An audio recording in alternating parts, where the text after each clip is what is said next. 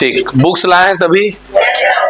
हम लोग बहुत ज्यादा लिखेंगे नहीं, कुछ चीजों को समझते हुए आगे बढ़ेंगे, ठीक है। क्योंकि सभी पत्रों को लिखना अगर हम यहाँ चालू करें तो थोड़ा सा ज्यादा समय लगेगा, है ना। कोई भी ऐसा टेबल जिसमें बुक नहीं है ऐसा तो नहीं है, सभी के पास है बुक्स, ठीक। बुक में देखते चलिएगा। चले भाई, तो स्टार्ट करते हैं हम लोग पत्र लेखन। पत्र लेखन है क्या, किसको लिख रहा है कोई पत्र, क्यों ही लिख रहा है कोई पत्र, पहले तो ये समझे। हाँ, किसी व्यक्ति अपने मनोभाव को पत्र के माध्यम से बताया व्यक्त किया जाता है। किसको, मजबूरियों को, भाव को। ये मजबूरी क्या था भाई, तेरी जिंदगी का हाल चाल नहीं पूछ रहा हूं मैं, क्या बता रहे तू। अपने मजबूरियों को बताते, भाव को बताया जाता है। और क्या बताया जाता है, विचार। और क्या बताया जाता है, विचारों को बताना, भाव को बताना और कृष्णा की मजबूरियों को बताना। ये सब अनौपचारिक पत्र की बात हुई। यदि हम औपचारिक पत्र की बात करें तो वहां पर साझा की जाती है क्या, तथ्य। क्या साझा किए जाते हैं भाई, तथ्य।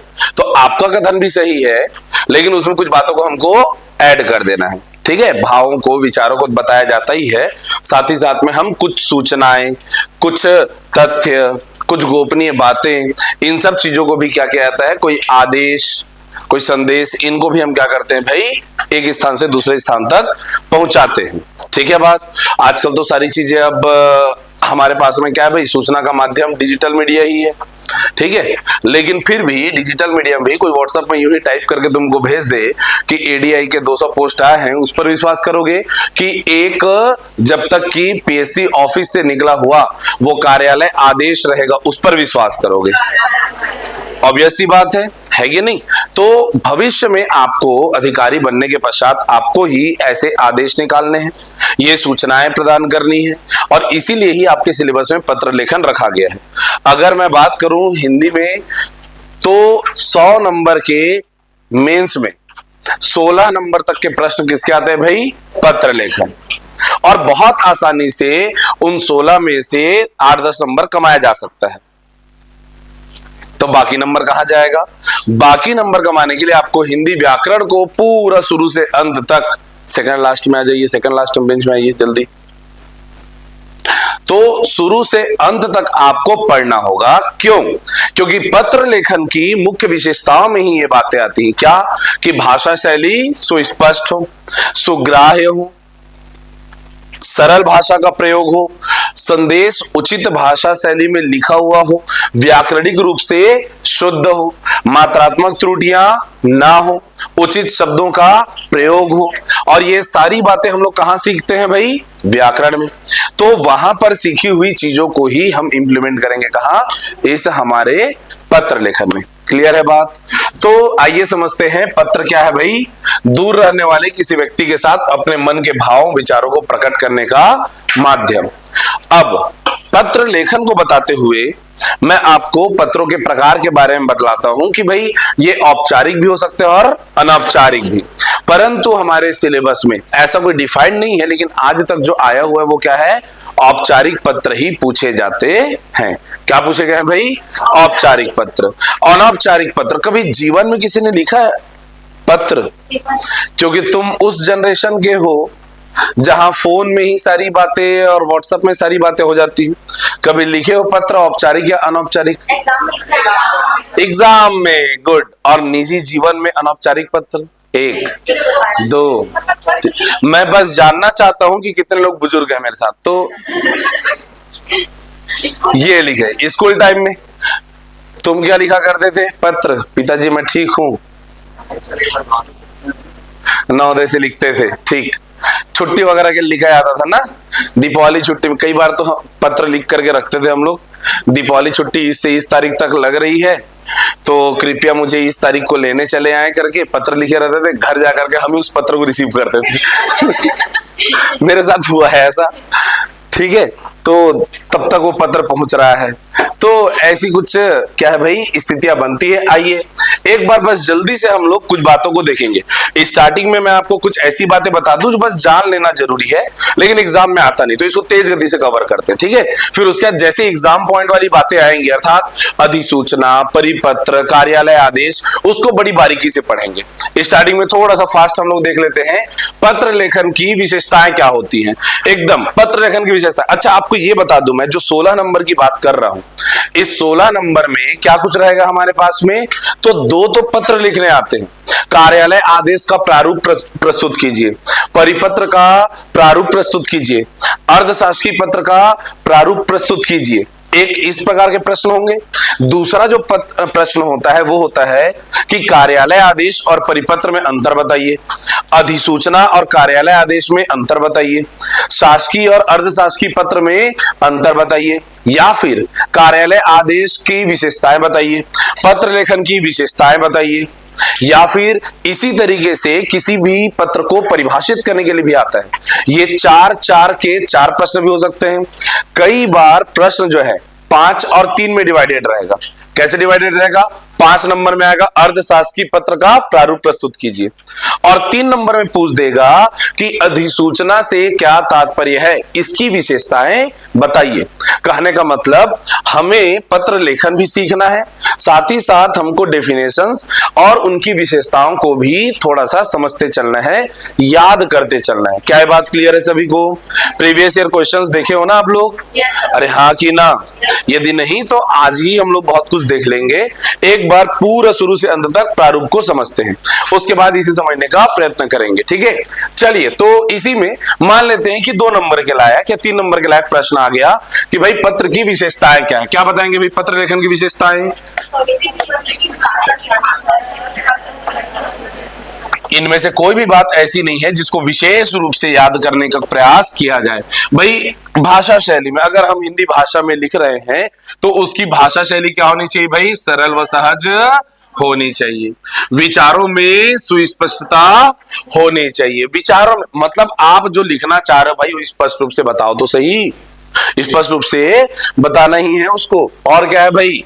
तथ्यों और सूचनाओं की सत्यता होनी चाहिए, संक्षिप्तता रहे और संपूर्णता भी, अर्थात सूचना पूरी की पूरी कन्विंस वहां पर बताई जाए, लेकिन संक्षिप्त में, ठीक है बात? संक्षिप्त रूप में कितने पद निकाले जाने हैं वो भाई वहां पर रहे, कौन सी तिथि को एग्जाम होगा, उसमें क्या क्या जो है क्या है भाई योग्यता क्या क्या डिमांड किया गया, ये सब चीज बताना जरूरी है।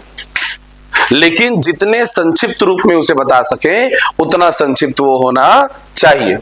क्रमिक और प्रभावशाली होना चाहिए। क्रमिक होना चाहिए। क्रमिक से तात्पर्य क्या है?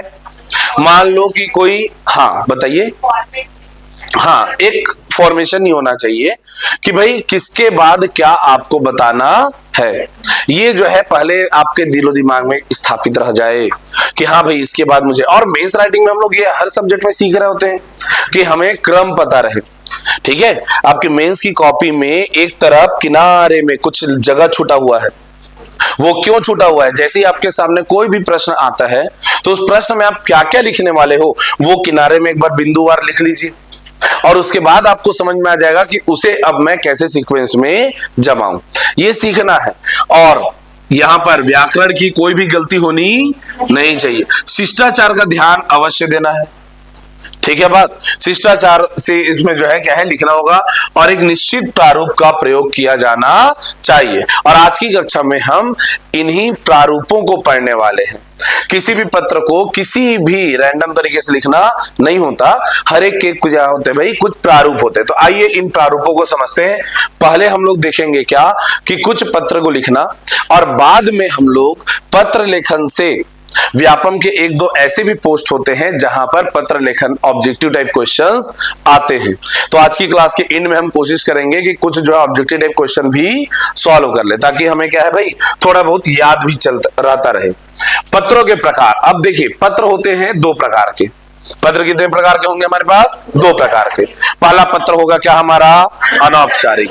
अनौपचारिक पत्र क्या होगा कि यदि पिता ने पुत्र को पति ने पत्नी को, भाई ने बहन को, ठीक है, नाती पोते ने दादा दादी को, नाना नानी को, रिश्तेदारों में जो ये पत्र लिखे जा रहे हैं वही सब क्या कहलाते हैं भाई? हमारे अनौपचारिक पत्र कहलाते हैं। वास्तव में अनौपचारिक पत्र को अगर परिभाषित करना रहे तो हम यहां पर बताएंगे कि व्यक्ति जिसमें अपना परिचय देता है, स्वयं का इंडिविजुअल निजी परिचय देता है और अपने भावों को, विचारों को व्यक्त कर रहा होता है, वो क्या होता है भाई? अनौपचारिक पत्र होता है। वहां पर जो है हम लोग क्या क्या देख सकते हैं इसके अंतर्गत? शुभकामनाएं, किसी भी चीज की शुभकामनाएं हो सकती हैं। आप हॉस्टल में रह रहे हो, दादाजी को पता चला आपने यूनिवर्सिटी में टॉप किया, उन्होंने पत्र लिख के शुभकामनाएं दे दी। निमंत्रण पत्र होता है, आमंत्रण पत्र भी होता है, छठी वाला आमंत्रण, शादी वाला निमंत्रण, शोक पत्र भी होगा, शोक संदेश, बधाई पत्र भी होगा, धन्यवाद पत्र भी होगा। हो सकता है आपके एग्जाम में, देखो ये चीज मैं सीधे ले जाऊंगा कहां? ऑब्जेक्टिव टाइप प्रश्न में सीधे सीधे आ जाए, निम्न में से कौन सा अनौपचारिक पत्र नहीं है? तो ये सब अनौपचारिक पत्र होते हैं। आइए देखते हैं औपचारिक क्या होगा। अच्छा, एक ऐसा देख लेते डेफिनेशन, ऐसा पत्र जिसमें एक व्यक्ति दूसरे व्यक्ति को अपना निजी परिचय देता है उसे क्या कहते हैं? हम अनौपचारिक पत्र कहते हैं। इसमें पत्र भेजने वाले और पाने वाले के बीच घनिष्ठ व्यक्तिगत संबंध होता है। औपचारिक पत्र किसे कहते हैं? तो इसके अंतर्गत हम देखेंगे कि निजी संबंध नहीं होता। क्या होगा यहां पर? औपचारिक पत्र में व्यक्तिगत जानकारी भी देने की आवश्यकता, एक कार्यालय से दूसरे कार्यालय में ये जो है भेज दिया जाएगा। निजी परिचय की आवश्यकता नहीं, वहां पर पद महत्वपूर्ण है। क्या महत्वपूर्ण है? पद महत्वपूर्ण है। क्या कुछ इसमें दिया जाएगा भाई? क्या कुछ जानकारी दी जाएगी? तो ये हो सकता है प्रार्थना पत्र, आवेदन पत्र, बचपन में लिखे होगे कभी, छुट्टी के लिए आवेदन पत्र। स्कूल में तो यही आता था ना बार बार। हाँ, तो शुरू करेंगे हम लोग, सेवा में श्रीमान प्रधानाचार्य जी, फिर आगे स्कूल का नाम, फिर आगे विषय, ठीक, फिर आगे महोदय, क्या आगे? हाँ, और सनम्र लिखने से मना करते थे ना? क्यों मना करते थे?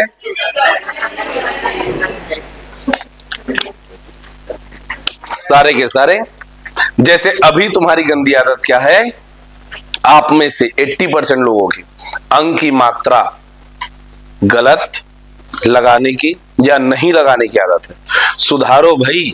19 फरवरी से हिंदी पढ़ते आ रहे हो मेरे साथ, और बाकी देखा जाए तो पैदाइशी पढ़ते आ रहे हो, तो अब तक सुधर जाना चाहिए। क्या?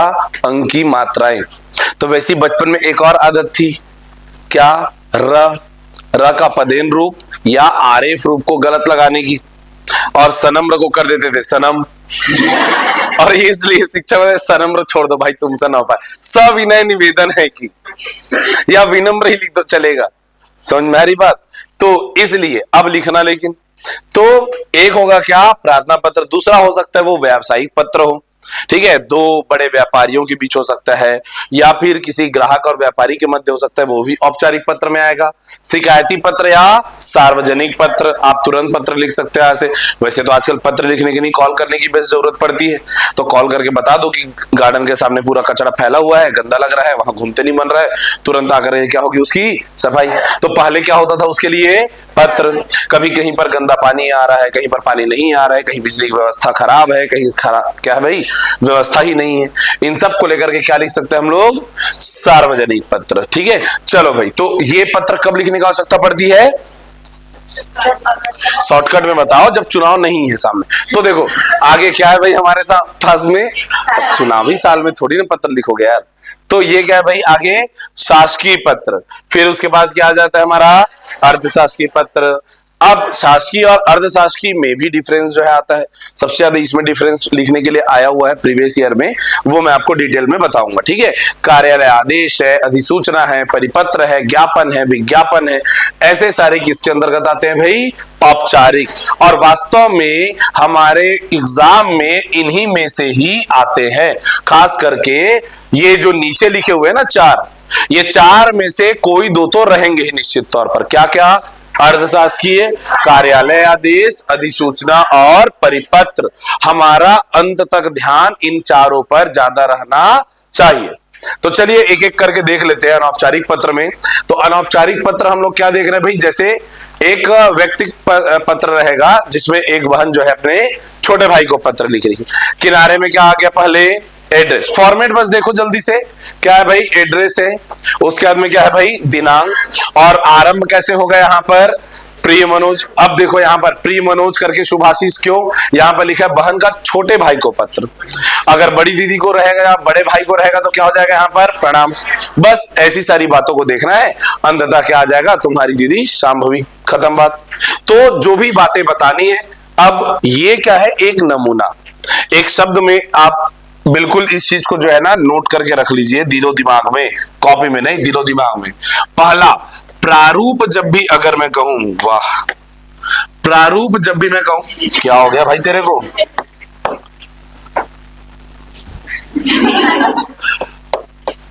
प्रारूप अगर कहा जाए तो वहां पर हम क्या देखेंगे भाई, प्रारूप कि आपको अपनी पूरी बातें नहीं बतानी है, बल्कि केवल क्या बता देना है कि यहां पर लिखा जाएगा क्या, स्थान, और उसके पश्चात दिनांक, क्या लिखा जाएगा, दिनांक। फिर उसके बाद इस क्षेत्र में यहां पर आ जाएगा भाई प्रिय, क ख ग, ठीक है।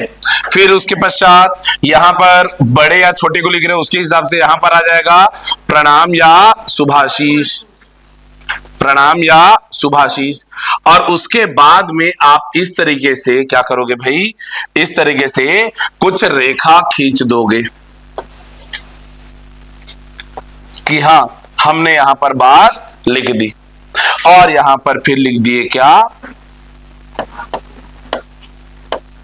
आपका अ ब स, खत्म। ये होता है क्या, प्रारूप। प्रारूप जब भी लिखते हैं तो हम ये दर्शाते हैं कि हमें कहां पर क्या लिखना होता है, कहां पर क्या, यहां पर स्थान और दिनांक लिखा होगा, उसके नीचे यहां पर फिर प्रिय, फिर का प्रणाम, और यहां पर आपका आबसा, ये है प्रारूप। अगर इसी में बोल दिया गया कि भाई नमूना प्रस्तुत करो, क्या प्रस्तुत करो भाई, नमूना, तो नमूना प्रस्तुत करते हुए हमें यहां पर वास्तव में यहां पर कुछ बातें लिखनी होती है, तब वो बनता है क्या, नमूना। कि मैं यहां स्वस्थ हूं, आप उम्मीद है आप भी कुशल मंगल होंगे, वगैरह वगैरह शुरू हुआ, फिर उसके बाद में अंत में सब ठीक है, ठीक है बात। तो ये क्या हो जाएगा, हमारा नमूना। अब एग्जाम में हमको ध्यान देना होगा कि प्रारूप पूछ रहा है या अगर नमूना पूछा तो हमें कुछ बातें लिखनी होंगी, और अगर प्रारूप पूछा है तो केवल हम कहां पर क्या लिखना है वो बताते हुए उसको एंड कर देंगे। क्लियर है बात, कहिए हाँ कि ना।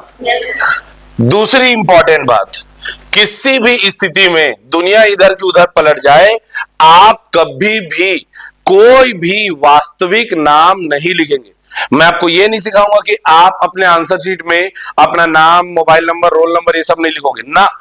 सीधी सीधी बात यह है कि आप नाम के स्थान पर सदैव क ख ग ही लिखोगे, एड्रेस के स्थान पर हमेशा अ ब स ही लिखोगे। समझ में आ रही बात, हाँ कि ना। क ख ग अ ब स, बस, इसके अलावा कुछ भी आपके दिलो दिमाग में चलना ही नहीं चाहिए, कोई भी प्रकार से स्थान वगैरह। हाँ, जैसे कार्यालय आदेश है और आपको अधिसूचना जारी करना है, आप शिक्षा विभाग रायपुर ऐसा बोल सकते हो, उसमें कोई दिक्कत नहीं है, ठीक है बात। इस तरीके का प्रारूप आप बता सकते हो, लेकिन कभी भी किसी भी प्रकार का एड्रेस, किसी भी प्रकार से अपना नाम, कोई भी कोड बिल्कुल नहीं लिखेंगे, बिल्कुल भी नहीं, एकदम नहीं।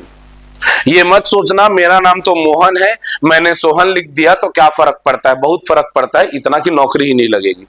हिंदी का पेपर आपका डिस्क्वालीफाई किया जा सकता है सीधे तौर पर, और वो बात फिर 100 नंबर की नहीं आएगी। बात यह है कि आप पूरे एग्जाम से हट गए, समझ में आ रही बात। नंबर कटेंगे मत सोचना, आपका पेपर रिजेक्ट हो जाएगा, ये इंपॉर्टेंट बात है। क्लियर है, एकदम क्लियरली इस बात को समझ लीजिए। पत्र लेखन में सबसे महत्वपूर्ण बात दिलो दिमाग में बैठाने वाली यही है कि कहीं से लेकर कहीं तक कोई भी डिजिट या कोई भी ऐसा नाम आपके कॉपी में दिखना नहीं चाहिए। क्लियर है बात? कहो हाँ कि ना। तो वापस से आते हैं। अब आपको थोड़ा पढ़ने में आसानी रहे इसलिए क ख ग अब ऐसा नहीं लिखा गया है यहाँ पर, चूंकि नमूना प्रस्तुत किया गया है तो यहाँ पर जो है कुछ बातें यूं ही लिख दी गई हैं। आइए देखते हैं निमंत्रण पत्र कैसा रहेगा। तो निमंत्रण पत्र हम देखते हैं कि यहां पर निमंत्रण पत्र में, अब ये आप लोग जो पढ़ोगे वो यहीं से मैं आपको बता दूं कि निमंत्रण पत्र में क्या रहेगा। एक तरफ फिर से वही देखो, फॉर्मेट वही है, स्थान और दिनांक। फिर यहां पर आ गए मान्यवर, प्रियवर, सम्माननीय, जैसे भी शब्द का प्रयोग कर लो। और उसके बाद में अंत क्या करेंगे हम लोग, स्नेहाकांक्षी के तौर पर। तो ये जो है क्या होता है भाई, निमंत्रण पत्र का प्रारूप, जो कि किसके जैसा ही है लगभग, केवल संबोधन परिवर्तित है, बाकी प्रारूप सेम है। शोक पत्र, अब देखो इसका भी प्रारूप वही है। सभी अनौपचारिक पत्र के प्रारूप जो है समान है, स्थान, दिनांक, संबोधन और फिर अंत में कुछ जो है क्या है भाई, अपने बन के साथ ही आपका इस प्रकार के शब्द प्रयोग किए जाएंगे। बधाई पत्र का नमूना हम देखें तो बधाई पत्र में किसी प्रकार का बधाई, तो फिर से वही स्थान और दिनांक। यहां पर संबोधन आ गया प्रिय प्रदीप, और अंत में क्या आ गया भाई, शुभकामनाएं देते हुए शुभेच्छु अभिनय। धन्यवाद पत्र की बात आ रही है तो धन्यवाद पत्र में फिर से वही क्या है, स्थान और दिनांक। फिर यहां पर जैसे भी देखो, आदरणीय दादाजी लिखे, सादर प्रणाम आ गया, आपकी अंजू। तो इस प्रकार से हम देखते हैं वास्तव में अगर देखा जाए कि अनौपचारिक पत्रों में तो फॉर्मेट एक ही है। एक तरफ क्या है भाई, हमारे पास में स्थान और फिर दिनांक, और दूसरी ओर फिर हम लोग किनको लिखना है, अगर अपने से बड़े हैं तो हम प्रणाम करके आरंभ कर सकते हैं, या फिर अपने छोटे हैं तो शुभाशीष करके आरंभ कर सकते हैं।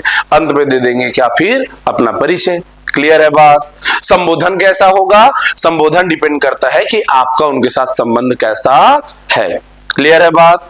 तो ये तो आपको बस बताना था मुझे, वास्तव में एग्जाम में अभी तक ये नहीं आया हुआ है। अब आते हैं हम अपने एग्जाम की ओर, जहां से हम देखते हैं कि औपचारिक पत्र आते हैं। एग्जाम में क्या क्वेश्चन आता है भाई, औपचारिक पत्र से प्रश्न बनते हैं। औपचारिक पत्र सबसे पहला क्या देख रहे हैं हम लोग भाई, आवेदन पत्र या प्रार्थना पत्र। ये देखो, क्या ये प्रारूप याद आ रहा है, बचपन से यूज करते आए हो इसको? है ना, यही तो करते थे ना। एक तरफ क्या आ गया हमारा, स्थान और दिनांक। ये कई बार आप लोग नहीं लिखते थे स्कूल कॉलेज में जमा करते हुए, लेकिन यहाँ पर क्या लिखेंगे हम लोग, स्थान और दिनांक। और उसके पश्चात यहाँ पर क्या आ जाएगा भाई हमारा, सेवा में। और फिर आरंभ हो जाएगा क्या, सेवा में। फिर यहीं से श्रीमान चालू कर दोगे, क्या लिखोगे यहाँ पर, हाँ चलो, स्कूल के बच्चे हो या कॉलेज के बच्चे हो और छुट्टी के लिए आवेदन पत्र लिख रहे हो तो प्राचार्य महोदय। फिर नीचे इसको, अरे 2 दिन की छुट्टी कहाँ है, पहले स्कूल का, कॉलेज का नाम, कॉलेज में डिपार्टमेंट का नाम, सीधा सेवा में प्रचार। 2 दिन की छुट्टी चाहिए, कैसे ही ना, ये हरकत करके आई है। चलो देखो, सेवा में, उसके पश्चात पद का नाम, और फिर शाला या डिपार्टमेंट, जैसा भी आप समझ रहे हैं। उसके पश्चात हम लिखते हैं क्या, विषय। विषय होना चाहिए बहुत ही संक्षिप्त, वहां पर जो है पूरा क्लियर हो जाना चाहिए कि वास्तव में उस पत्र में आप क्या बात करने वाले हो। अगर छुट्टी के लिए आवेदन पत्र है तो क्या क्या होना चाहिए उसमें, अवकाश का कारण, है ना, तबीयत खराब वाला लिखते थे, अरे हाँ कि ना, बस फिर। और उसके बाद फिर महोदय, विनम्र निवेदन है कि, अंत में धन्यवाद, और फिर वहां प्रार्थी, और बाद में इधर में कुछ संलग्नक है। तो जैसे अगर आप छुट्टी के लिए आवेदन पत्र बीमार हो करके बता रहे हो तो एक मेडिकल सर्टिफिकेट लगा दिए, डॉक्टर ने ये डायग्नोस किया हुआ है, और उसके बाद में जब भी आप पहुंचोगे तब उसके साथ में अटैच कर देते थे। फिर इसको कॉलेज में करते थे ना, शॉर्ट अटेंडेंस होने पर था ही नहीं, मतलब 90% अटेंडेंस। वाह, तुम्हारा क्या था, अटेंडेंस ही नहीं था। ये कौन सा कॉलेज आ गया यार, अबे कॉलेज वाले अटेंडेंस के नाम पर ही तो कमाते हैं क्या? तो भयानक भैया हमारे टाइम पे चलता था, इतना परसेंट अटेंडेंस चाहिए और वो 75 तक बढ़ा देते थे और हमारा कभी नहीं होता था। फिर हम लेकर के जाते थे एक मेडिकल सर्टिफिकेट, उसके ऊपर में बढ़िया चिपकाया हुआ एक आवेदन पत्र, और उसके बाद फिर कैसे भी करके रोध होकर के उसको ले जा करके 76 तक करवाओ ताकि पैसा देना ना पड़े। तो ये जो है बहुत पैसा बचाया इस आवेदन पत्र ने, ठीक है। तो देखिए जैसे ये तो भाई बात हुई कि भाई एक विद्यार्थी यदि क्या कर रहा है, किसी कारण से छुट्टी के लिए आवेदन पत्र, लेकिन इसके अलावा भी अगर किसी पद को लेकर के बात चल रही है और वहां पर जैसे इसमें बताया गया है आवेदन पत्र का नमूना कि छत्तीसगढ़ महाविद्यालय में हिंदी प्रवक्ता हेतु के पद हेतु न्यूज़पेपर में क्या आया था भाई, एडवर्टीजमेंट आया हुआ है कि भाई इस पद के लिए हमें व्याख्याता की प्रवक्ता की आवश्यकता है। अब अगर लिखा जाए तो क्या होगा, अवंती विहार मतलब एड्रेस और दिनांक ये आ गया, यहां से आगे क्या सेवा में प्राचार्य। अब पूरा एड्रेस के साथ यहां पर जो चर्चा चल रही है ये क्या है भाई, नमूना। ये क्या है, नमूना। यहां मैंने आपको क्या दिखाया, ये क्या है, प्रारूप। थोड़ी देर पहले हम लोग इस बात को समझे थे। तो नमूना प्रस्तुत अगर हम कर रहे हैं तो फिर भी इसमें यहां पर नाम वगैरह दे दिया गया है, लेकिन उसके बावजूद हमें ध्यान रखना है कि हमें एग्जाम में लिखना नहीं है। आपकी बुक में दिया गया है ताकि आपको पढ़ने में थोड़ा सा आसानी हो जाए, लेकिन लिखना नहीं है कभी भी। तो यहां पर बता दिया गया भाई कि दैनिक भास्कर में इस स्थिति को जो है विज्ञापन प्रकाशित हुआ था और जिसके लिए मेरी शैक्षणिक योग्यता है, ये सारी चीजें हैं और इस तरीके से कुछ एक्सपीरियंस वगैरह है वो सब बताते हुए अंत में क्या लिख दिए भाई, प्रार्थी अपना क ख ग लिख करके अंततः क्या है भाई, जो भी संलग्नक। अगर आप जहां पर ये सारी बातें बता रहे हैं तो इसका क्या होना चाहिए भाई, संलग्नक मतलब समझते हैं ना हम, क्या होना चाहिए, साथ में इसकी प्रतिलिपियां होनी चाहिए। ठीक है बात कि हाँ भाई 10th का मार्कशीट भी जुड़ा है, 12th का मार्कशीट जुड़ा है, कॉलेज का जुड़ा है, यदि कोई एक्सपीरियंस है तो एक्सपीरियंस सर्टिफिकेट भी जुड़ा हुआ है। तो ये सारे के सारे क्या भाई, अंक तालिकाएं, योग्यता प्रमाण पत्र और फिर कोई कार्य का अनुभव है तो संलग्नक हमेशा सबसे नीचे रहेगा, ये बात ध्यान रखेंगे। तो एक चीज हम लोग स्पष्ट कर लेते हैं पहले, इस क्षेत्र में क्या रह गया हमारा, ये दाया की बाया कि बाया की दाया, क्या हुआ मेरे लिए बताओ, ये दाया है कि बाया है? ओए होए, और ये क्या है ना। तो बाई ओर हम लोग क्या क्या लिख करके रखे हुए हैं, स्थान और दिनांक। उसके नीचे दाई ओर से हम लोग आरंभ कर रहे हैं क्या, और उसके बाद फिर पद नाम, विद्यालय नाम, फिर उसके बाद विषय, सेवा में फिर विषय वगैरह बताते हुए हम नीचे उतरेंगे। संलग्नक कहाँ रहेगा, हमेशा दाई ओर सबसे अंत में, ठीक है। जबकि हम लोग जो भी हमारा संबोधन उपयोग करके लास्ट में अपना परिचय देंगे वो कहाँ रहेगा, ठीक है बात। चलो भाई, तो व्यावसायिक पत्र। अब व्यावसायिक पत्र दो प्रकार से हो सकता है। व्यावसायिक पत्र कैसे रहेगा, तो व्यावसायिक पत्र में हो सकता है कि दो समान स्तर के व्यापारी आपस में पत्र व्यवहार कर रहे हैं, ठीक है। हो सकता है कि कोई फुटकर विक्रेता थोक विक्रेता से कोई सामान मंगा रहा है, या ये भी हो सकता है कि कोई ग्राहक ही सीधे सीधे क्या कर रहा है, अपना ऑर्डर प्लेस कर रहा है कि आप जैसे यहीं पर पढ़ रहे हो और आपको कुछ किताबें चाहिए, तो अब इसको वर्तमान में तो डायरेक्ट फोन कर दिए, व्हाट्सएप कर दिए और आप तक पहुंच जाएगा, ये एक अलग मेथड हो गया। लेकिन अगर हम पत्राचार की दुनिया में जाते हैं तो वहां हम क्या देखेंगे भाई कि आप जो है कोई ग्राहक भी अपने व्यापारी को, है ना, किसी दुकान वाले को आपको ही 4 किताबें एक साथ मंगानी, तो क्या लिखोगे आप, जो पत्र लिखोगे उसे क्या कहेंगे हम लोग, व्यावसायिक पत्र। तो ग्राहक द्वारा विक्रेता को, या फिर फुटकर विक्रेता द्वारा किसी थोक व्यापारी को, या थोक व्यापारी भी आपस में किसी बात के लिए पत्राचार यदि करते हैं, वही सब क्या कहलाएगा, हमारा व्यावसायिक पत्र कहलाएगा। क्या कहलाएगा, व्यावसायिक पत्र कहलाएगा, ठीक है बात। व्यवसायिक पत्र के बारे में अगर हम देखें तो यह भी ठीक वैसा ही है जैसा अब तक हम लोग देखते आ रहे हैं। क्या हमारा औपचारिक पत्र में एक तरफ क्या है भाई, बाईं ओर हमारा स्थान और दिनांक, दूसरी ओर फिर हम लोग आरंभ कर रहे हैं।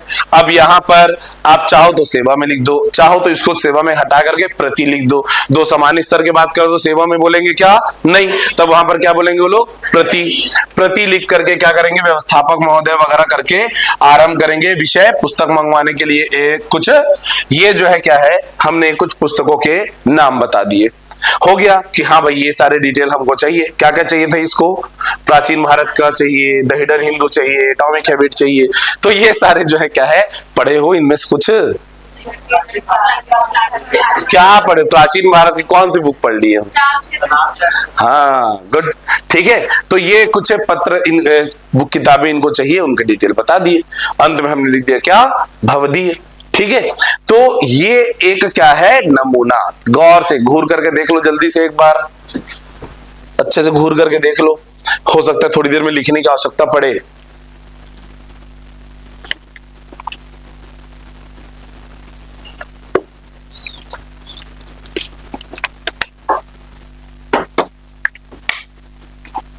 ठीक है, कोई अलग बात तो नहीं है ना पूरे पत्र में, जैसा कि अब तक हम लोग देखते आ रहे हैं। उस क्षेत्र में क्या है भाई, स्थान और दिनांक।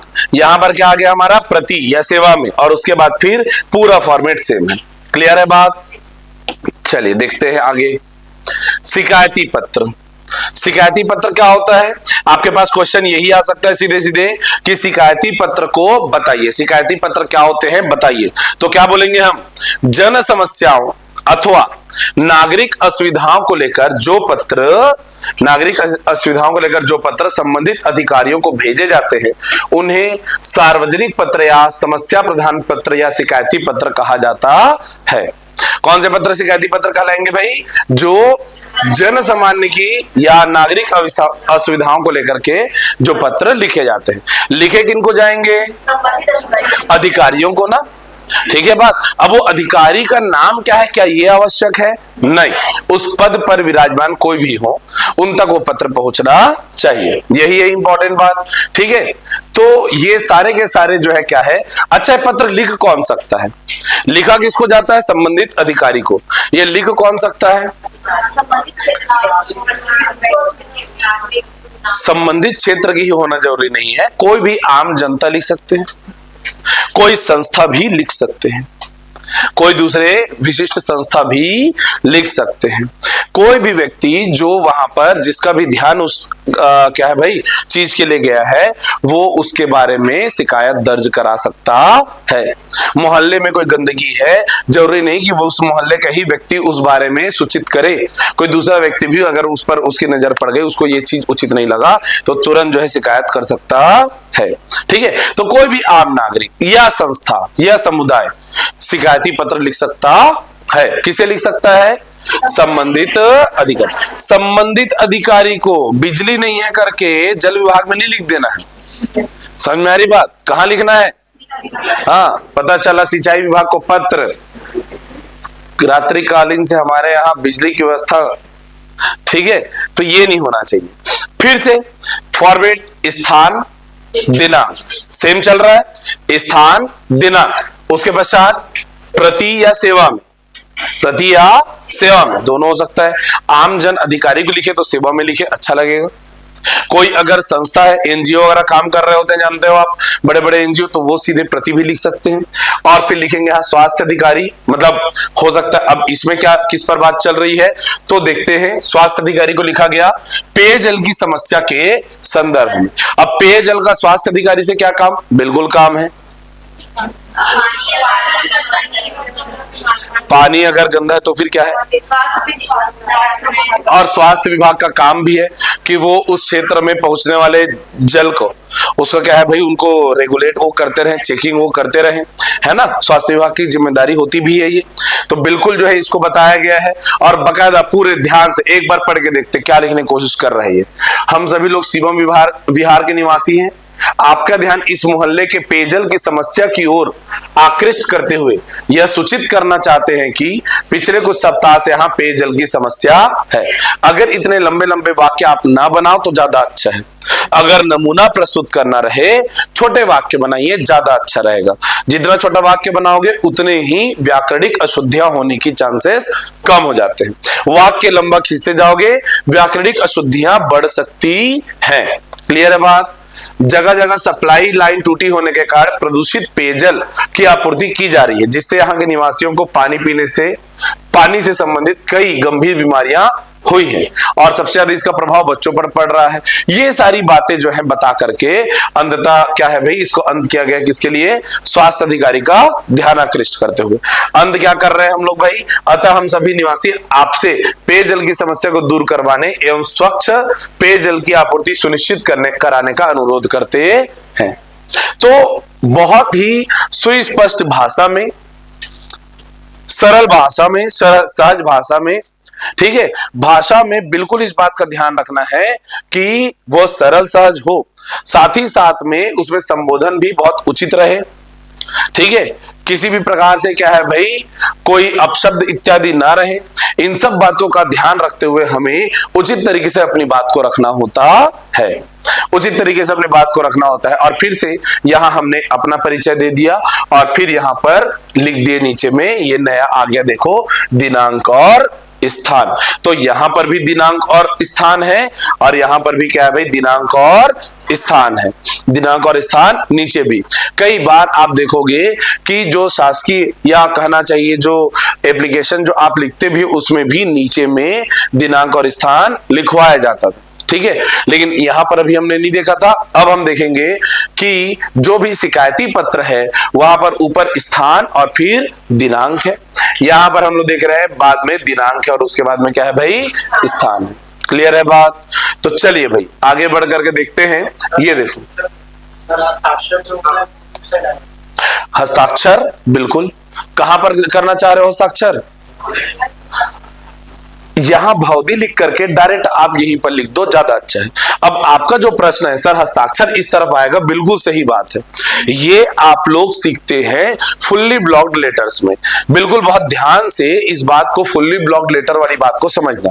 हिंदी में जो मैं पत्र लेखन आपको बता रहा हूं, ये वास्तव में अभी तक हमारे हिंदी में जो चला आ रहा है वही मैं आपको बता रहा हूं। अभी तक यही फॉर्मेट चला आ रहा है प्राचीन काल से। ये टाइपराइटर के जमाने से चला आ रहा है।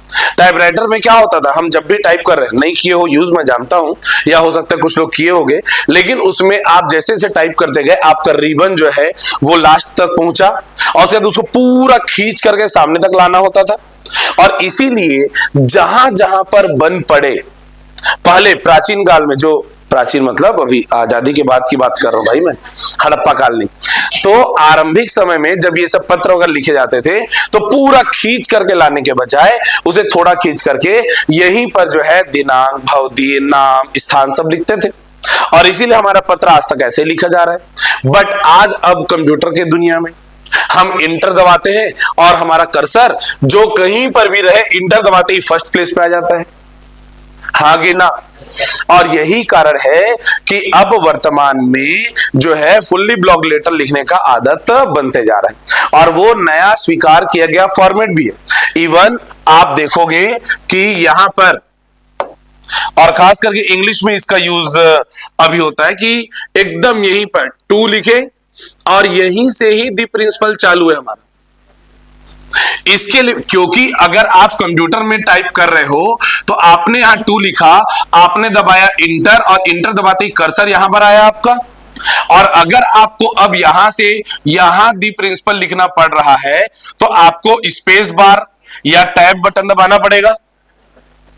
और कई बार इसमें दिक्कत यह होती है कंप्यूटर में कि अगर आपने स्पेस बटन दबा तो दिया और दी यहां आया है, लेकिन उसके बाद में आप अगर गवर्नमेंट कॉलेज रायपुर लिखना चाहते हो तो टी के ठीक नीचे में GI ऐसा जरूरी नहीं है, वो स्पेस चेंज हो जाता है।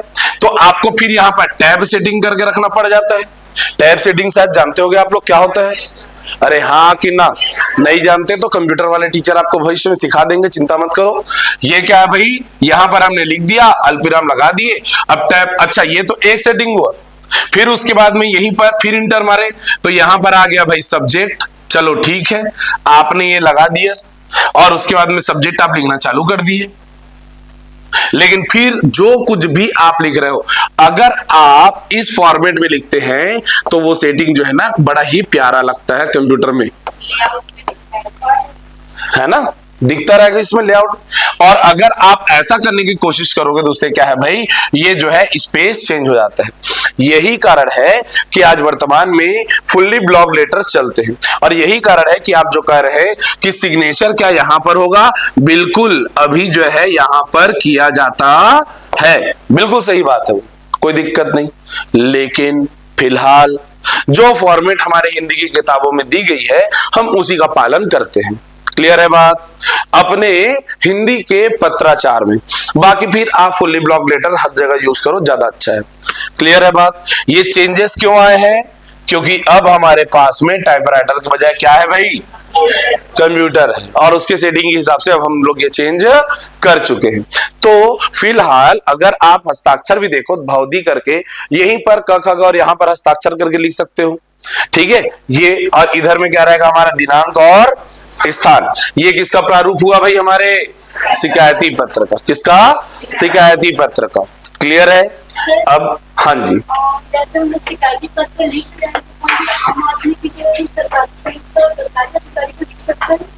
अगर किसी सरकारी अधिकारी ने किसी सरकारी दूसरे सरकारी संस्था को लिख दिया तो फिर अर्धशासकीय पत्र कहला जाएगा।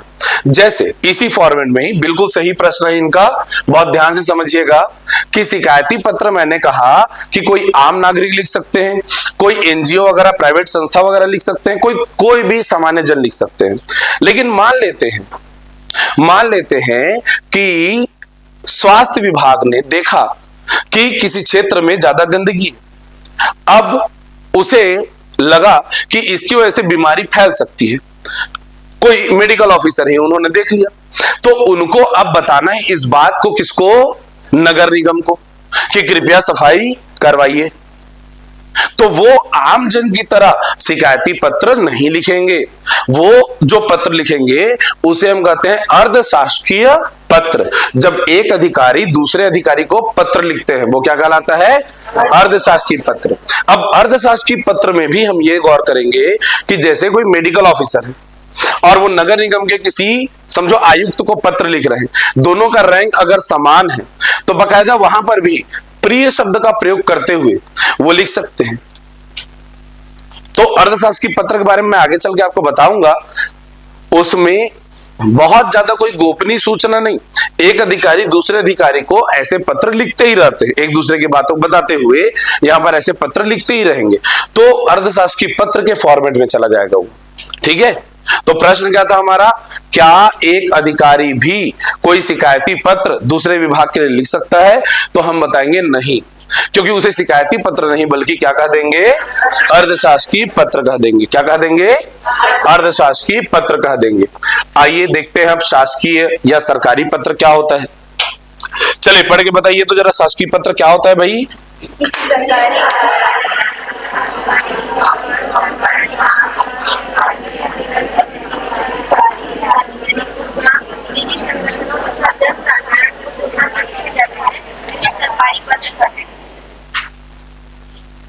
बहुत बढ़िया पढ़ा तुम लोगों ने, मुझे तो कुछ समझ नहीं आया, तुम लोग को आ गया होगा। पढ़ा एक बार ध्यान से।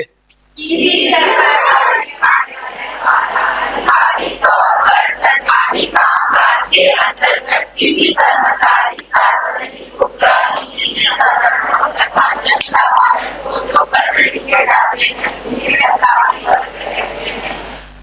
मतलब अगर आम जन कोई पत्र लिख रहा है, आम जन ने कोई पत्र लिखा किसी सरकारी विभाग को, तो वो कहला जा रहा है शिकायती पत्र, है ना।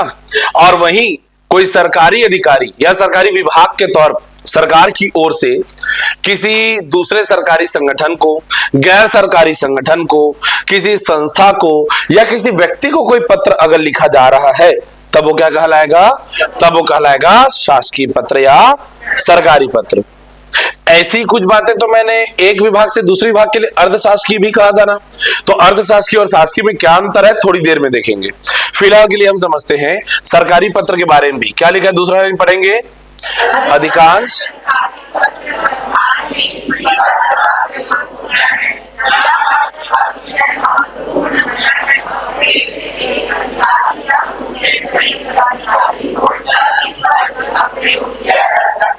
ठीक है, विषय महत्वपूर्ण रहना चाहिए। और क्या होता है भाई, कोई उच्च स्तरीय अधिकारी यदि है, कोई कर्मचारी यदि है, तब फिर अगला क्या लिखा है,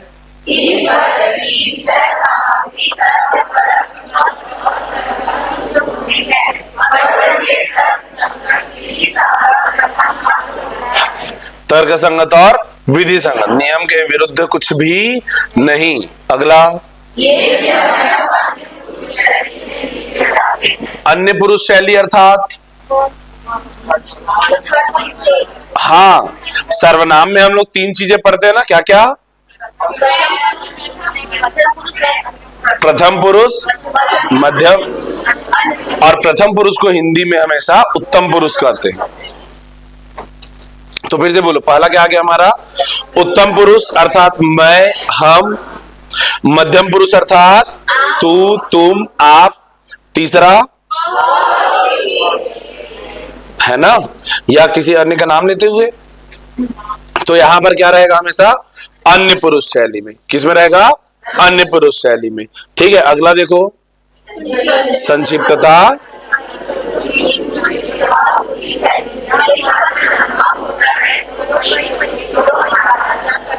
इसे कई परिच्छेदों में, अर्थात कई जो है इसके बीच में हम लोग क्या है भाई, अलग अलग पैराग्राफ बनाते जाएंगे। क्लियर है बात।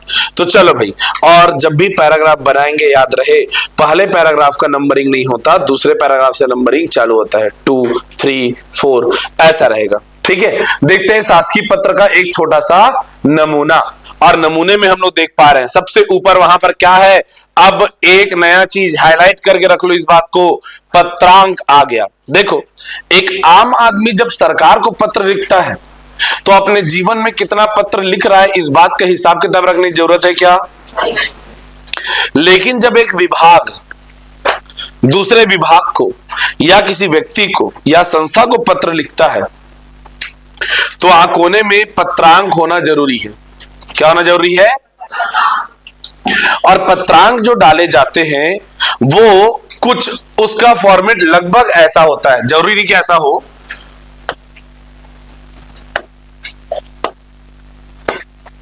एक परिपाटी रहती है कि आखिरी में ईयर रहे और उससे पहले वो मंथ आ जाए। जैसे अभी का ही हम लोग अगर ले लेते हैं तो अभी का हम लोग ले लेंगे 2025 और लिख देंगे 03 और यहां पर अब यहां से हम लोग लिख देंगे 112।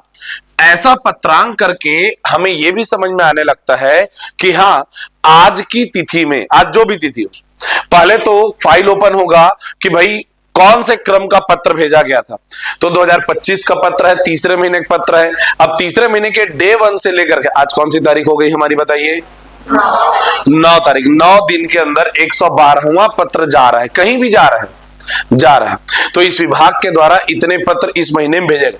फिर उसके बाद क्या हो जाएगा भाई, जैसे ही फिर अगला महीना चालू हो जाएगा तो क्या लिख देंगे, पत्रांक जो है हमारा चेंज हो जाएगा। ये लो, यहां पर ये 4 हो गया और पहले ही तारीख फिर से 1 से चालू हो जाएगा।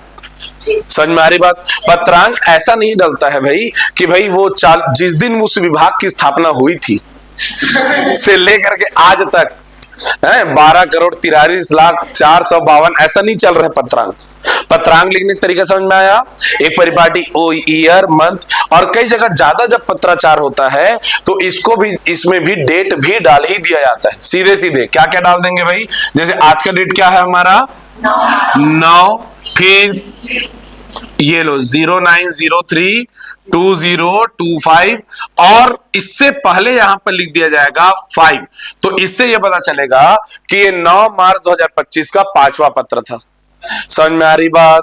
तो ऐसे कुछ कोडिंग किए गए रहते हैं। ठीक है, ऐसे कुछ कोडिंग किए गए रहते हैं, अपने अपने विभागीय जो है ये बनाए गए रहते हैं। ठीक है बात, ये एक परिपाटी ऐसा चलता रहता है। तो एक पत्रांक हो गया यहां पर। ठीक है, हमने पत्र का नंबर लिख लिया, पत्र का नंबर हमने लिखा सबसे पहले, और उसके बाद क्या है, फिर से देखो क्या चीज चेंज हो गया। यहां पर हमारा स्थान और दिनांक हुआ करता था, खत्म।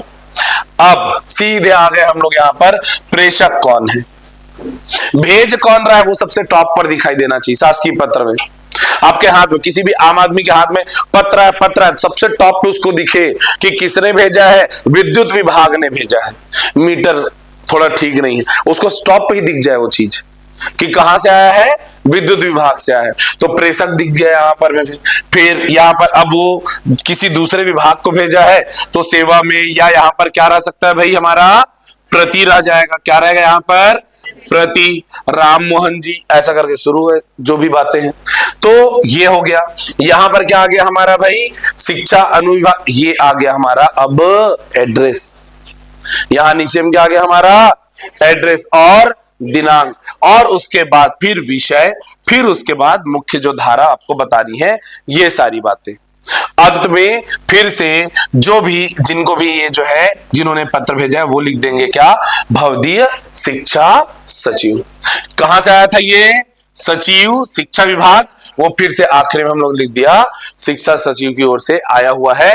अंत में हम लोग इसमें ये सारी बातें जोड़ेंगे और फिर से संलग्नक के बाद लिखेंगे आज्ञा से।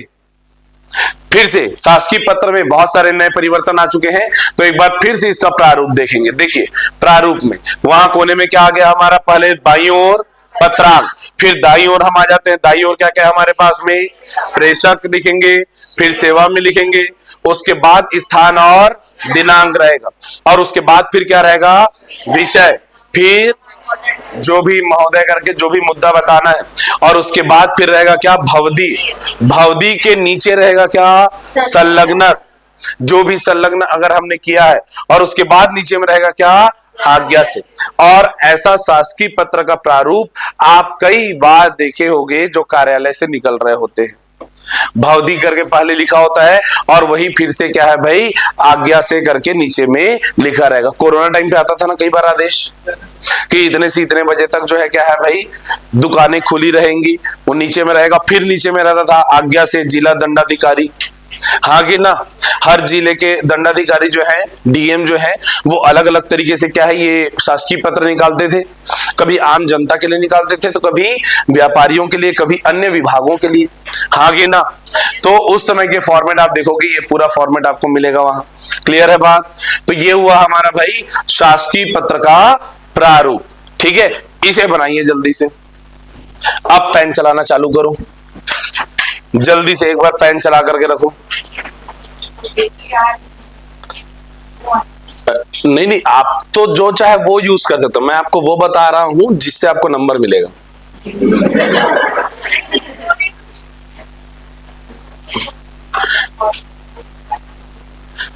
एग्जाम हॉल में ये यूज कीजिए, ठीक है, एग्जाम हॉल में आप ये यूज कीजिए।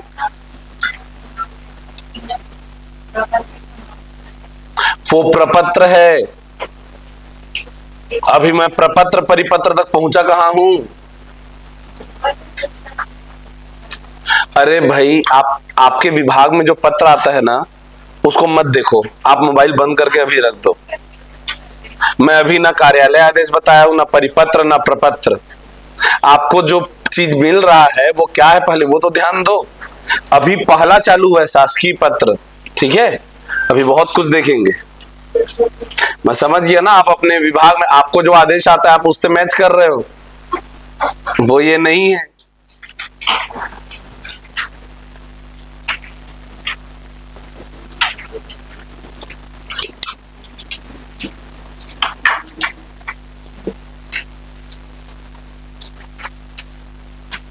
कृष्णा कितना विकेट गिरा?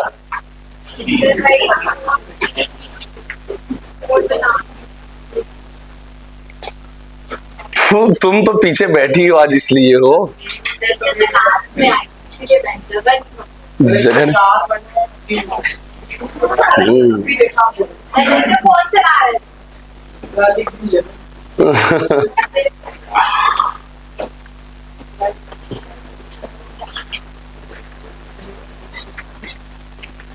देखो मैं मना करूंगा तो भी तुम लोग देखते रहोगे, तो इसलिए मैं भी सहर्ष स्वीकार कर ले रहा हूं इस बात को, है ना। यार लाइव लगा दूं करके, तो स्पेशल मोमेंट्स कुछ रहेगा तो लगाऊंगा ना यार। मूवमेंट चला गया, ठीक है, रन रेट भी थोड़ा सा डाउन हुआ है अभी, है ना, 21 ओवर हो गया, 104 रन।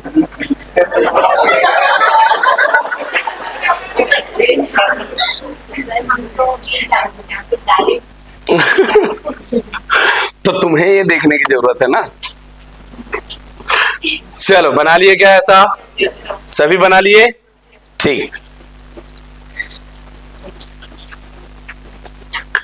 देखते हैं आगे कि शासकीय पत्र इसे खुद बनाना क्यों आवश्यक था। ये जो है अर्धशासकीय पत्र को पढ़ते लिखते हुए आपको समझ में आ जाएगा। ठीक है, आप जितने भी आपके विभागीय पत्र आपके पास हैं उन सबको लास्ट टाइम मेरे साथ मैच कीजिएगा, बीच में मत ढूंढिएगा, कंफ्यूज होते रहोगे। ठीक है, देखो यहाँ पर,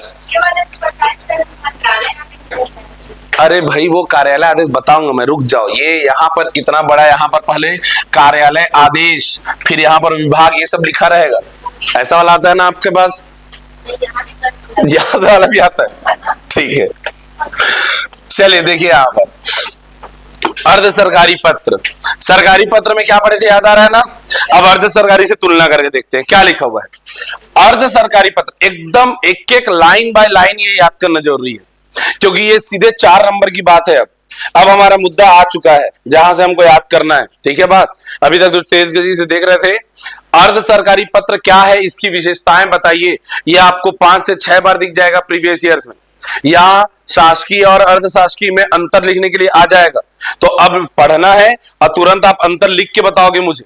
ठीक है बात, तो बहुत ध्यान से पढ़ेंगे हम लोग। क्या लिखा हुआ है भाई, अर्ध शासकीय अर्ध सरकारी पत्र सरकारी पत्रों का ऐसा प्रारूप है जो एक अधिकारी द्वारा दूसरे अधिकारी को, थोड़ी देर पहले शिकायती पत्र के टाइम पर यही वाली बात मैं बताया था ना। अब फिर से देखते हैं, अर्ध सरकारी पत्र प्रायः बराबर के पदाधिकारियों के बीच में लिखा जाता है। अर्ध सरकारी पत्र शासकीय पत्र से इस अर्थ में भी भिन्न होता है कि इसकी शैली व्यक्तिगत होती है, इसमें औपचारिकताओं का पालन नहीं किया जाता है। बहुत सारे डिफरेंस एक साथ दिख गए हमको। शासकीय पत्र में क्या था कि एक विभाग दूसरे विभाग को लिख सकता है, या प्राइवेट किसी संस्था को लिख सकते हैं, या किसी व्यक्ति को लिख सकते हैं। ठीक है बात, जबकि अर्ध सरकारी पत्र क्या होगा, एक अधिकारी दूसरे समकक्ष अधिकारी को लिख रहे हैं। यहां पर संबोधन कई बार बहुत ज्यादा फॉर्मल नहीं होता, ये क्या है व्यक्तिगत तौर पर भी दिखेगा। व्यक्तिगत, एक अधिकारी दूसरे समकक्ष अधिकारी को लिख रहा है, व्यक्तिगत रूप से दिखेगा। ठीक है बात, तो ये चीजें कहलाएंगी यहां पर प्राय बराबर के पदाधिकारियों के बीच में। शैली क्या रहेगी, व्यक्तिगत रहेगी, और इसलिए औपचारिकताओं का पालन कई बार किया नहीं जाएगा। सामान्यतः इसका प्रयोग तभी किया जाता है जब कोई गोपनीय विषय हो, या फिर ऐसा विषय हो जिसमें अधिकारी से व्यक्तिगत रुचि लेने या उसे निजी तौर पर संपादित करने का आग्रह किया जाए। इसका प्रयोग कोई नकारात्मक सूचना देने के लिए नहीं किया जाता है। इसका संबोधन और पत्रांत व्यवहारिकता शासकीय पत्र से अलग होता है। दोनों, संबोधन भी और पत्रांत व्यवहारिकता दोनों ही अलग रहेगा। इस बारे में हम देखेंगे कि क्या अलग रहता है। तो देखो यहां पर सीधे सीधे सीधे सीधे क्या आ गया, प्रिय योगेश कुमार। एक अधिकारी दूसरे अधिकारी को क्या लिख के बोल रहा है भाई, प्रिय। संबोधन चेंज हुआ। दूसरा यहां पर भवनिष्ठ, पत्रांत में भवनिष्ठ, वहां पर आज्ञा से जैसा शब्द का प्रयोग था। यहां आज्ञा देगा क्या एक अधिकारी दूसरे अधिकारी को, नहीं ना। समकक्ष अधिकारी आज्ञा देंगे क्या, नहीं। ठीक है बात, तो चलिए एक बार देखते हैं क्या कुछ रहेगा इसमें। एक अधिकारी द्वारा दूसरे अधिकारी को लिखा जाता, विशेषताएं लिखने के लिए आता है। देखो 10 में से कोई कम से कम 4-8 वहां पर आपको याद आना चाहिए, कितने नंबर के उसके आधार पर। यहां पर पूरे डिटेल में है, आपको इसको शॉर्ट करके ज्यादा ज्यादा बताना है। तो क्या रहेगा भाई, एक अधिकारी द्वारा दूसरे अधिकारी को लिखा जाता है, न कि एक विभाग द्वारा दूसरे विभाग को। समझ रहे बात को। थोड़ी देर पहले हमने देखा था ना, मैंने क्या बोला था कि अगर कोई